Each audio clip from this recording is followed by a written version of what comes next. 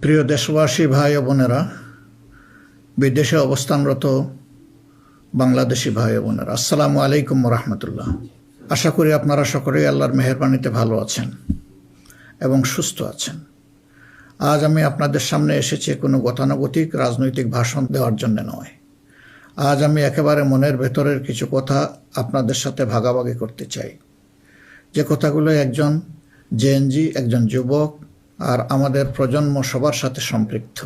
একজন মুসলমানের জন্য যেমন তেমনি আমাদের দেশের অন্য ধর্মের সকল ভাই বোনদের জন্য। প্রিয় দেশবাসী, আজ আমি এখানে যাদের কারণে কথা বলছি সেই জুলাইয়ের মহান শহীদদের রুহের মাগফিরাত কামনা করছি।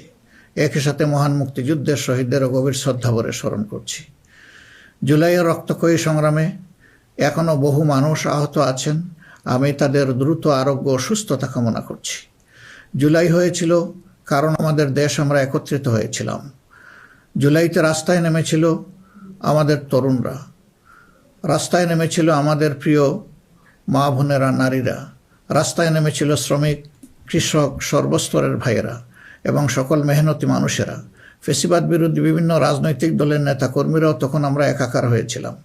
শিক্ষক ও প্রকৌশলী, ডাক্তার সহ বিভিন্ন শ্রেণী পেশার মানুষ তখন রাস্তায় নেমে এসেছিলেন।